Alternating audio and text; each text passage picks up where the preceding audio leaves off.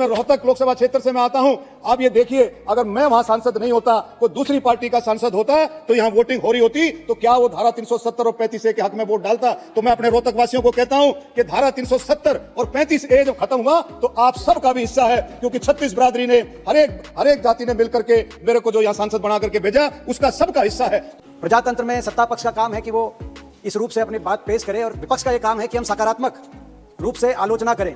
सभापति जी, मैं आपको बताना चाहूंगा कि हमारे परम पूजनीय दादाजी एक बात कहते थे कि किसान का ध्यान किसान रख सकता है, व्यापारी का ध्यान व्यापारी रख सकता है, लेकिन गरीब की सेवा वही कर सकता है जिसने गरीबी देखी हो, वही गरीब की सेवा कर सकता है, और वो है हमारे माननीय प्रधानमंत्री नरेंद्र मोदी जी। आज जब हम इंटरिम बजट की बात करें तो 10 साल का कार्यकाल कैसा रहा, देश के लिए किन दृष्टियों से देश आगे बढ़ा, कहां कमियां रह गई, कहां विफलताएं रह गई, और अगर हम विफलताओं को आपके समक्ष रखें तो उनका संज्ञान लिया जाए, ऐसा मेरा आग्रह है सरकार से। व्यवस्थाओं में 2014 से पहले जो व्यवस्थाएं थी गरीबों के लिए, किसान मजदूर के लिए, वो व्यवस्थाएं चरमरा गई थी।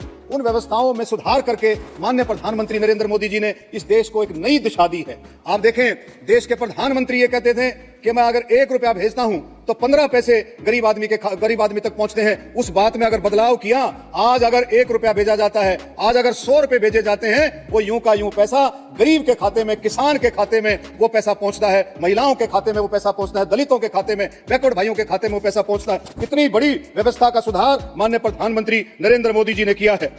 कुल मिलाकर आपका रिपोर्ट कार्ड ये है, 75 साल में डीजल, पेट्रोल, रसोई गैस का सिलेंडर इतना महंगा नहीं हुआ जितना आपकी सरकार में।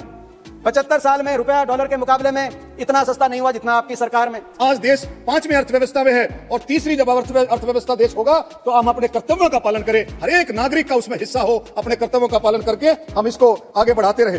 75 साल में गरीब और अमीर में अंतर इतना नहीं बढ़ा जितना आपकी सरकार में। 75 साल में किसान इतना कर्जवान नहीं हुआ जितना आपकी सरकार में।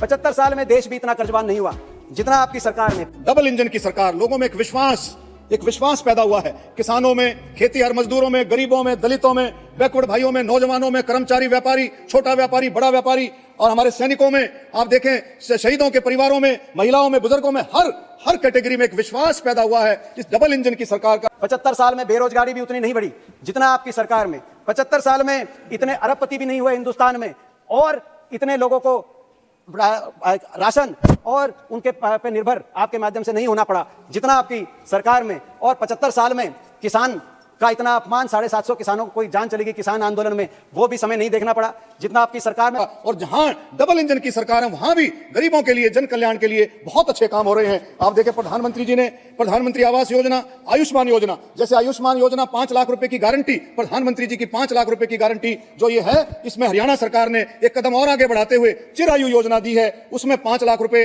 1,80,000 से जिसकी आमदन ज्यादा है, 3 लाख रुपए तक की जिसकी आमदन है, वो 1500 रुपए, मात्र 1500 रुपए साल का दे करके इस योजना का लाभ ले सकता है। जय किसान आज देश में, मैंने जैसे बताया, आमदनी दुगनी करने की बात थी, यहां कर्जा दुगना हो गया किसान पे। आज देश का किसान पे 9 लाख करोड़ से बढ़कर 23 लाख करोड़। हमारे समय कर्जा माफी करी थी हमने, आपने ना कर्जा माफी करी ना एमएसपी में वृद्धि करी। हमारे समय गेहूं, पैडी, उड़द, अरहर सबके 10 वर्ष के अंदर 150 से 200% तक की वृद्धि हुई थी। आपने मात्र 50 से 40% तक की वृद्धि हर न्यूनतम समर्थन मूल्य पे करी। ना भाव बढ़ाया, ना कर्जा माफी करी, केवल किसान को दुगने कर्जे में डालने का आपने काम किया। कि भी किसानों की आय दुगनी होगी, उस दिशा में मैं कहता हूं दुगनी से भी ज्यादा बढ़ोतरी हो रही है। अभी पीछे आप देखें, जो जीरी की फसल थी हरियाणा में, पहले 1 एकड़ लगभग 70 से 72 हजार रुपया 1 एकड़ जाता था, लेकिन अब की बार 1,30,000 35,000 रुपया एकड़ गया। तो आप समझ सकते हैं कि हरियाणा किस तरह से, किसानों के जरिए से भी हरियाणा किस तरह से उन्नति कर रहा है। ना तो ये सरकार जवान की है, ना ये सरकार किसान की है, ये सरकार तो धनवान की है। आपकी नीतियों से ये आज साबित हो रहा है। तो देखिए, 2014 से पहले का जब भारत देखें, आप देखें सभापति जी, भ्रष्टाचार, परिवारवाद, घोटालों की सरकारें हुआ करती थी, वो सारा बदलाव अगर आज किया है तो माननीय प्रधानमंत्री नरेंद्र मोदी जी ने किया है। हर एक कैटेगरी में आप देखेंगे बदलाव किया है। आज आप देखें स्पोर्ट्स में, मेरे हरियाणा में जैसे कहते हैं जय जवान जय किसान, हरियाणा में कहते हैं जय जवान जय किसान जय पहलवान। पहलवान का मतलब स्पोर्ट्स से है खिलाड़ियों से है। पहले कुश्ती और कबड्डी में पहलवान कहते थे, लेकिन अब पहलवान का मतलब खिलाड़ी से है।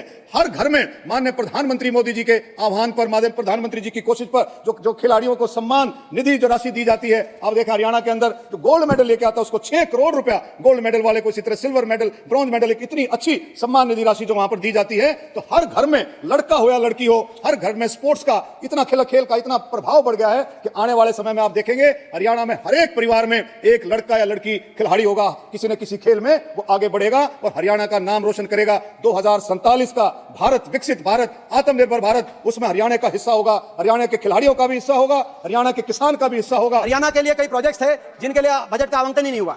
हमारे मनेठी में एम्स बनना था, हरियाणा का एकमात्र एम्स। आज उस एम्स के लिए आपने कुल एम्स, सभी एम्स के लिए 6000 करोड़, जिसमें 16 एम्स ने उसका नाम लिया है, यानी कि 10 वर्ष में वो एम्स पूरा होगा। आज आपने 1 रुपए का बजट उसके लिए अलॉट नहीं किया। मेट्रो को आगे बढ़ाते हुए आरआरटीएस का बजट अलॉट होना था, जो रोहतक, हिसार, पानीपत और गुड़गांव से ये आरआरटीएस का लगे अलवर तक जुड़ना था। आपने 1 रुपए का बजट वहां भी अलॉट नहीं किया। बेरी हरियाणा का बहुत प्राचीन कस्बा है और हरियाणा के प्रथम मुख्यमंत्री पंडित भगवत दयाल शर्मा की ये जन्मभूमि है, जनरल सहवाग की जन्मभूमि है।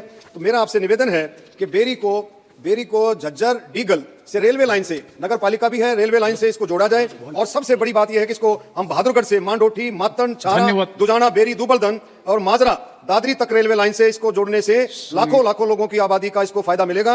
और इसको जल्दी जोड़ा जाए रेलवे मंत्री जी से। हम एक उद्घोष, उस उद्घोष को झुकने नहीं देंगे। जय जवान, जय किसान, जय नौजवान, जय संविधान, जय हिंद, जय राम जी की। सभापति जी, राम मंदिर की जो बात है, 500 साल पुराना, एक 500 साल पुराना जो मुगलों ने राज किया, अंग्रेजों ने राज किया, 500 साल पुराने की समस्या अगर किसी ने समाधान किया तो माननीय प्रधानमंत्री नरेंद्र मोदी जी ने एक नए युग की शुरुआत, एक नई शुरुआत लेकर के देश जो आगे बढ़ रहा है। और मुझे पूरी उम्मीद है कि मोदी जी के नेतृत्व में 2047 का भारत हर तरीके से मजबूती के साथ हर कैटेगरी में विश्व गुरु होगा, विकसित भारत होगा। धन्यवाद, जय हिंद।